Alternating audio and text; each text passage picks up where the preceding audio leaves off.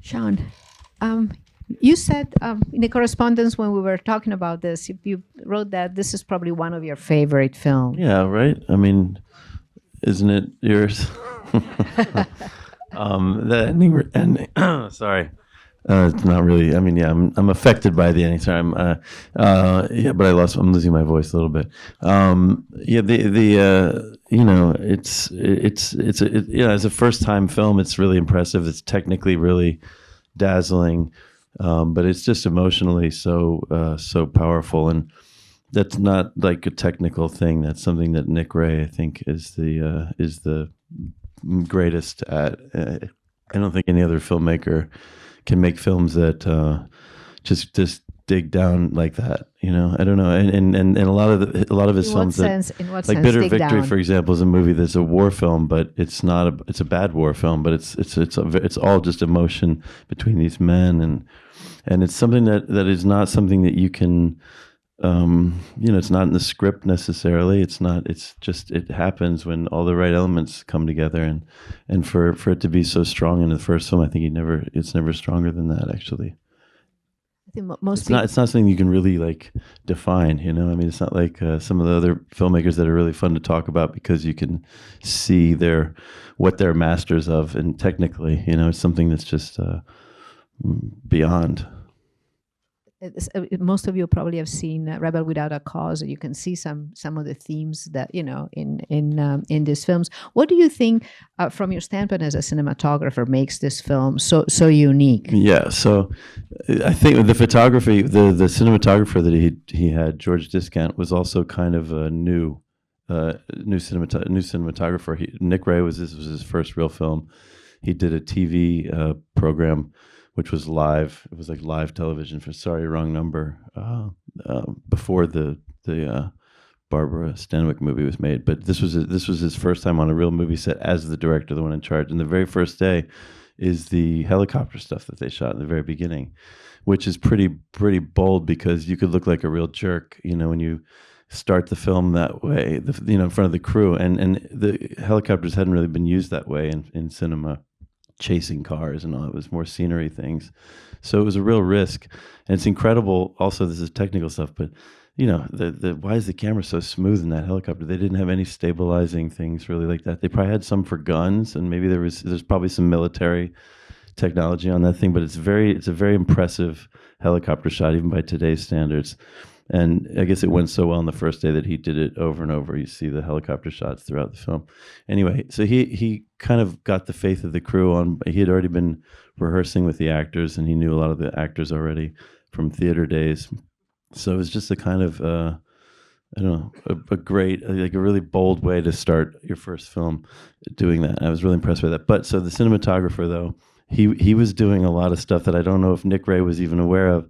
You see now with these restorations, like you can tell the filters they're using, and the way they're lighting Farley Granger is sometimes he's lit more glamorously than she is. In the beginning, in fact, she's not being filtered, and her eyebrows have no color. Her eyebrows get darker over the course of the film, which is interesting. She becomes more beautiful, and the hair's got more bounce and all. That's great. But the way they lit Farley is, I mean, it's he's very glamorous and beautiful. Like, they're just young, beautiful people, and but seeing this quality of the restoration and all, you can really, it gives away a lot. But and it also, some of the blown focus takes, which I like to see with these restorations, that they weren't always getting focus right. So it makes me feel better about things I do.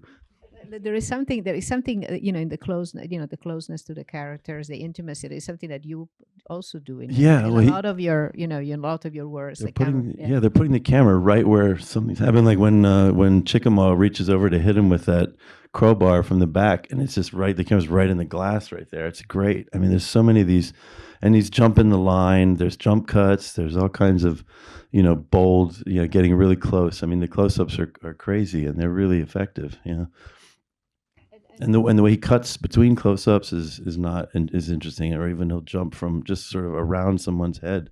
The cutting, it's amazing.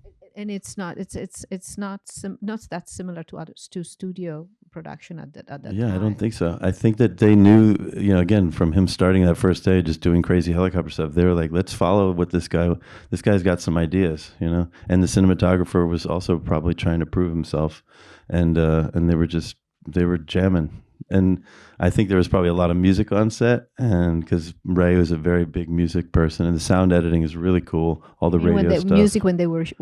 Probably when they were shooting too. He's a very musical guy. We were talking before with before this also with Bob. Nick Ray had worked for the Progress Administration and the Federal Theater, so he had very profound understanding of the Depression time and an empathy for those rural areas. I think it really shows in this film. Yeah, he had gone around with Alan Lomax doing the field recordings of all over. Right.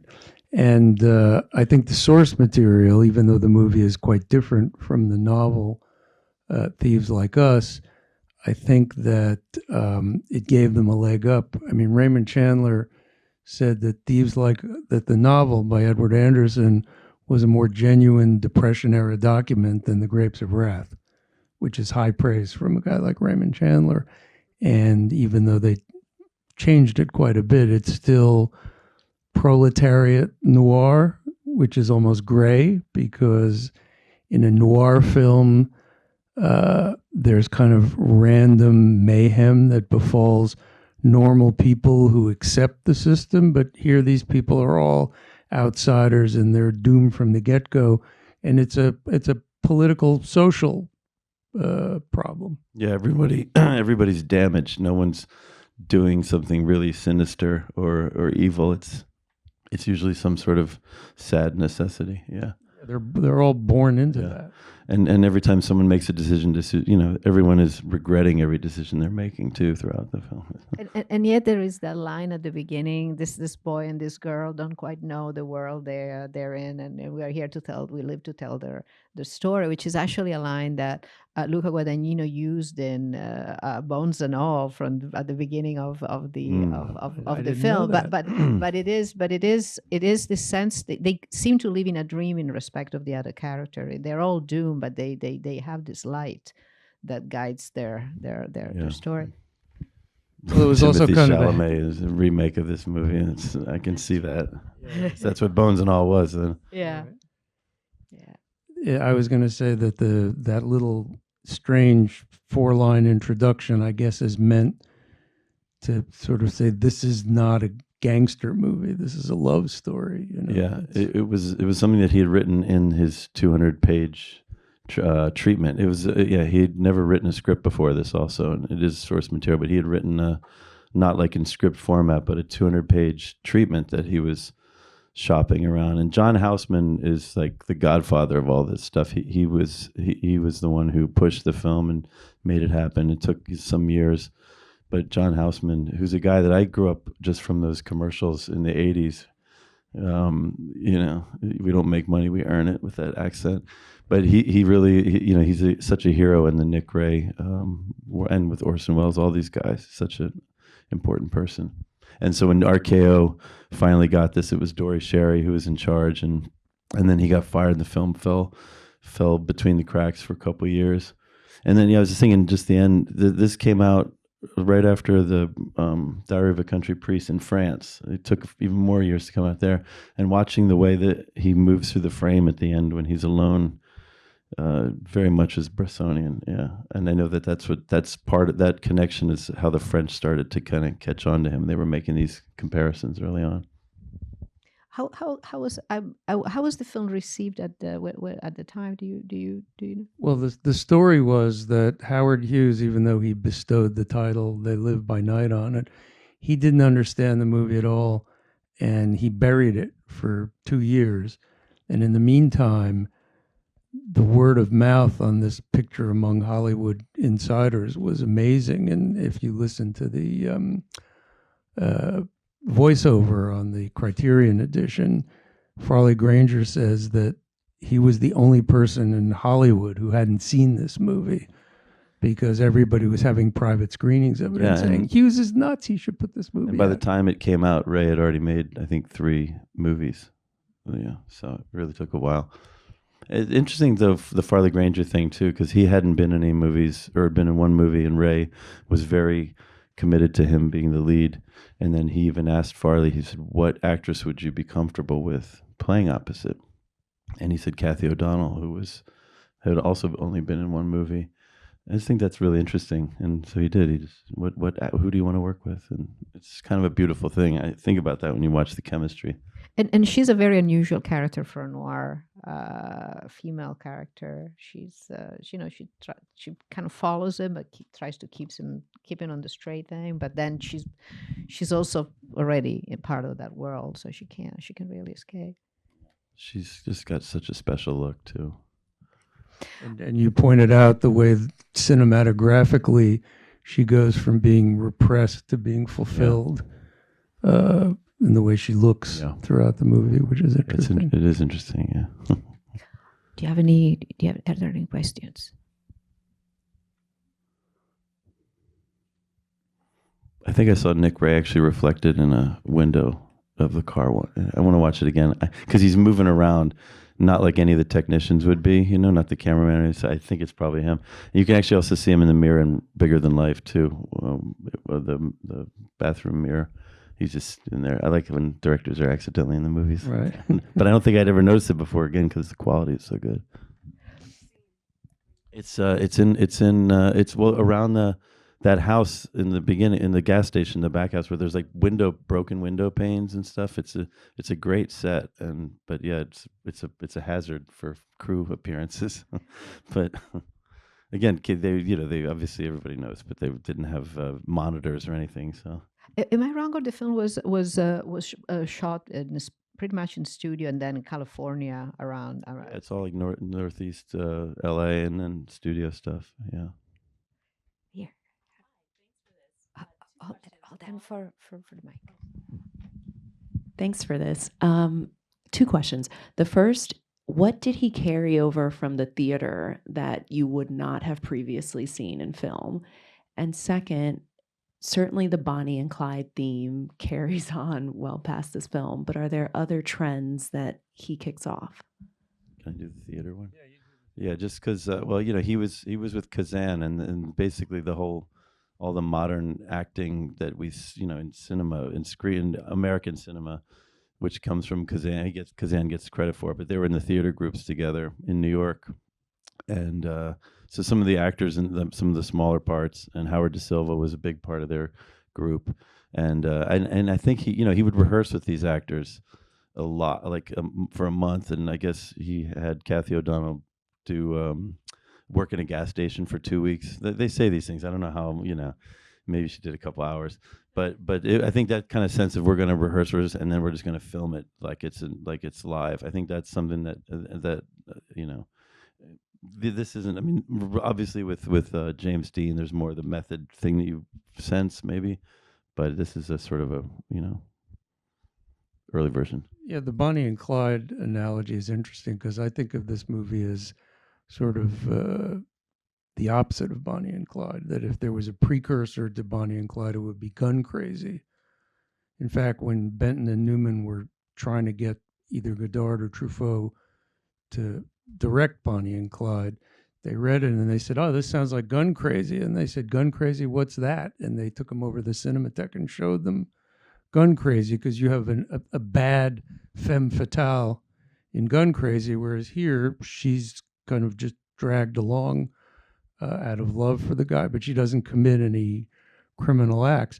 Now, Thieves Like Us was remade by Robert Altman with Keith Carradine and Shelley Duvall, and to me, that the remake is very much of a kind of a rebuttal of Bonnie and Clyde. Again, that Bonnie and Clyde gets made, it makes such a splash, and Altman comes along and says, no, that's not how it was, and he makes something that's much closer in feeling to the original.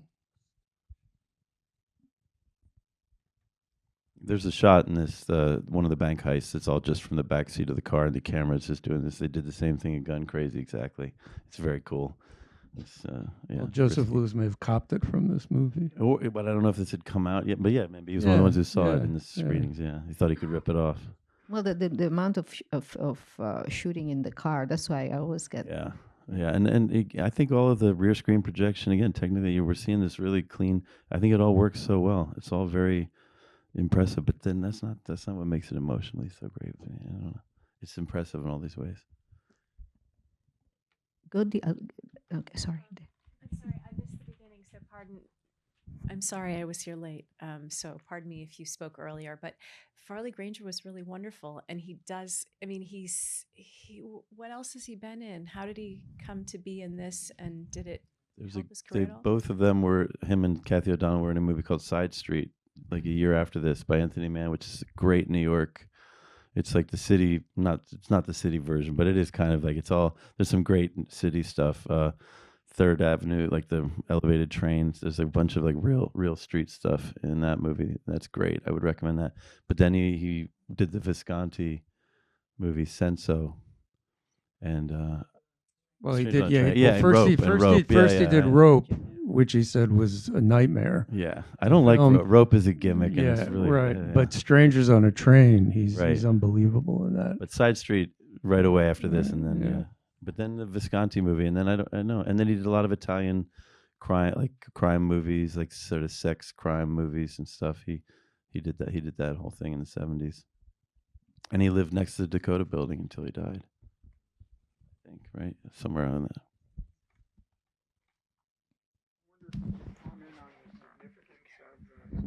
Chickamore's one eye, the significance. Yeah, I don't. Is that in the book? I can't remember if that's in the book. It's funny because then Nick Ray loses his sight in one of his eyes. About maybe 20 Yeah, years Nick later. Ray is one of the 5 one-eyed directors of Yeah, Hollywood. but his wasn't entirely. He was kind of, he even played it up a little bit. But yeah, I it's think interesting. they all did to He some made it extent. happen to himself. But yeah, I don't know. I'd like to know if that was in the book or if that's just a thing that he decided to give him. How close to? I mean, what are the? I never read the book, so I really don't know. But what are the main differences from the book? I think it's quite loose, the adaptation. Yeah, I would say this is much more concentrated as a love story, and Thieves Like Us is much more a proletarian noir condemnation of social conditions, but done in a hard-boiled way, like a Raymond Chandler novel. Did he write other books that were adapted? He wrote one more book that was, I think it was optioned and not adapted, and then he didn't do anything. He became this kind of weird right-wing outsider. He was alive when Altman made the movie, but nobody went looking for him by then. So, But the Altman movie. I think the Altman movie is closer to maybe closer to the book. I think Altman was very interested in the social aspect, Well, probably even more. well, the difference is that Altman made what I would say is a true period movie. This is much more elliptically of the Depression. I mean, it clearly has a Depression feel, but he doesn't go to extreme lengths to show poverty or the migrants moving west or whatever. You don't get any of that. You see they live in dumps and whatever, but there isn't the social commentary that there is in the billboard in the beginning maybe gives away something for, if you were at that time, you would have said, oh, this takes place in 1931 or something. I don't know. Right. Oh, it's clearly taking place in the Depression, but they're not harping on it the way. Right. There's not a lot of period detail. It could be a 50s movie, really. Well, I think we have. All right. Yeah. Okay. Thanks for coming. Yeah. Anyway. Thank you. Thanks. Thank you so much. I should just make a plug. Sean put out a really great book. It's in its second printing now, right? They may have been sold out again. Right. Cinematographer. Right. Metrograph put out a book, which is a list of Sean's 1,000 favorite movies. It's a list. It's not a book. It's I a, have to no, face it's a, it. it's a My list. friends in- who actually write remind me that. Yeah. Right. But yeah. Okay. It's a I list. need to in, update it too. It's a list in book form, but it sells like hotcakes. If you know. I have a question before we finish. How did a film like this influence your own work as a cinematographer? Just the brave. You know, it's there's such brave choices, and he's not worried about the rules. You know, it's the film grammar. It's whatever dynamic. You know, and I think that's what's exciting to me. You know, mostly it's just that, just like, you know, we can just, if it's exciting, just do it. You know, and if it's exciting when you're doing it, when you're making it. You know, when you're shooting it. I feel the energy from the making of it, and that I think that's probably what a lot of the French guys were excited by. And then when you hear Nick Ray talk about the movies, he's exciting. Yeah, he's just a thrill. And he was 35 or 36 when he made this, so it wasn't super young. yeah, he wasn't that. He didn't have that young, foolish. But it is. You know, he's a young. Yeah, he was young. He seemed young when he was 70 or 69 when he died. He didn't even make it that long, actually. He died in his 60s, I think. Hard life. By choice. Yeah, enjoyed. Thank you again. Thank you, Barbara.